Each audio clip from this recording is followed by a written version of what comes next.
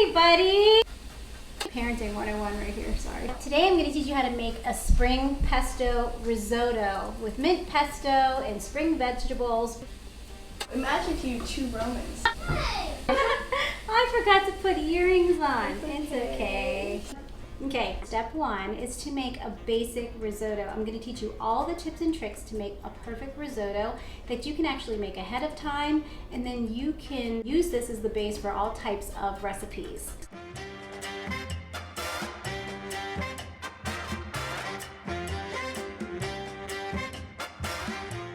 First thing when making a really good risotto is you want to make sure you use the correct type of rice. We want to use a rice that is a short or medium grain rice, and a rice that contains something called amylopectin, which is the starch that's inside here. This starch does 2 things, which it's pretty cool. You can make the risotto so that it's still kind of al dente and toothsome, and yet the starch releases really slowly so that you can create this creamy texture that everybody is after when they're making the risotto. You want the rice to cook evenly, so the wider the base of your pan, the better, but you don't want it too wide where it's actually over your burner, because then you will have areas that are at a different temperature.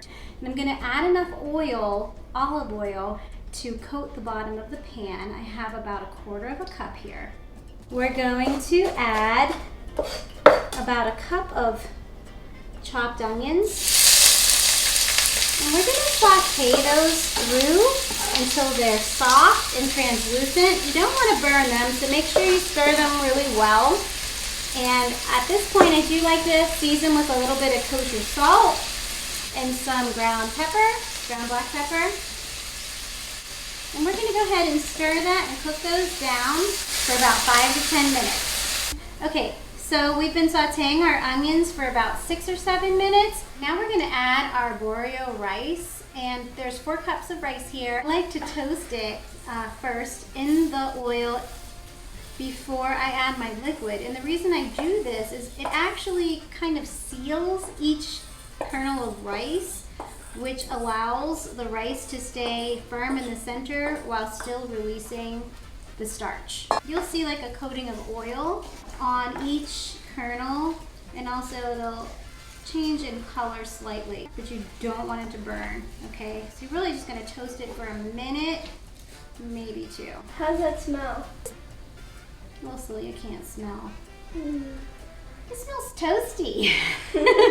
Okay, so our rice is toasted, and now I'm going to add in some white wine. I have a dry Chardonnay here, and I have about 1 cup. You can use a 1/2 cup to 1 cup. I really like the flavor of wine in my cooking, so we're going to go ahead and add that first. I'm going to stir it for a minute or 2 so that the rice absorbs all of the wine liquid. It smells yummy. Sorry, Seal. Alright, so it's been about a minute or 2, and all of the white wine has absorbed into the rice. Now we're going to add our chicken stock. There's a few things I want to say about adding chicken stock to making the perfect risotto. That's going to be our base for our spring pesto risotto. You always want to start with hot chicken stock. Ideally, you would want to keep this on a burner, but for our purposes here, I don't have 2 burners. So you want to make sure that it's hot, and then the other thing you want to do is add a little at a time. Let the liquid absorb into the rice and let the rice release its starch before you add any more. I have about 6 to 8 cups of stock here that I'm ladling in. I will tell you, I have a recipe on my site for risotto with sausage and peppers, and I show you the quick method for making risotto. And honestly, I put in enough liquid to just cover the rice. It's not boiling it at that point, but it's just enough. And it really takes about the same amount of time, because it takes about 20 to 25 minutes to cook risotto. It just kind of saves you from ladling every 5 seconds. Did you know, Celia, that there's actually even a special spoon for risotto? For risotto? Is it the one with the holes in it? How did you know this? That's the thing you use it. I don't have one. Yeah, the metal with the holes in it. No, not the metal. So it's a wooden spoon, and it has a big hole in the middle. The hole that's supposed to be in the center of it is supposed to allow the risotto to pass through. Come on, right? Anyway, I think it's probably a bunch of malarkey. You're complaining about something It's you've never tried. You know how many times I've made risotto? Sure, you're like 106. It just seems stupid. But I'm probably gonna buy one. Anything with holes in it, it hurts more if you hit someone with it. I know. The only time I got paddled at school as a kid. Was with the risotto spoon? No, but it was with a paddle with holes in it. I got paddled for inspecting everybody's head during recess. I told them that they had lice. So I'm never using this risotto spoon. I'll have flashbacks. Can you believe they paddled kids in school? Yeah, that's whack. whack. Hot on my hands. You don't feel pain. A little bit. Let me taste. It's getting there. It's getting creamy. Can you see? But it's still a little bit al dente for me. So I'm going to add some more stock. Let's say that you want to serve this risotto right away, and you're going to serve all of it. You're having all your family over, and you're going to serve all of it.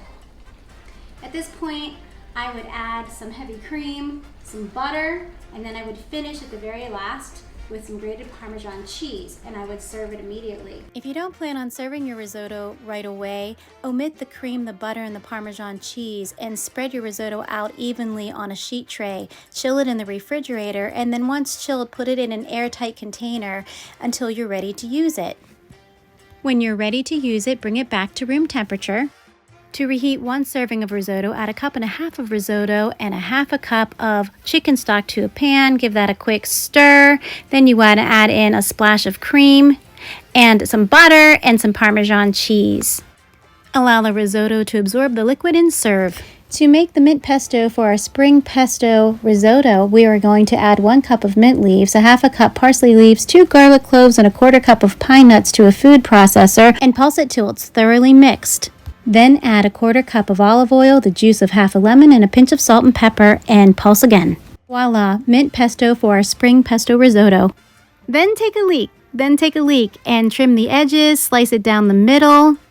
Remove the outer rubbery layer and then thinly slice it. Leeks are dirty, so soak them in some water and set aside. Break off the woody part of the asparagus and blanch them in some salted boiling water for 1 minute and then let them cool in a nice ice bath. Ladle your clean leeks into a fine mesh sieve to dry completely.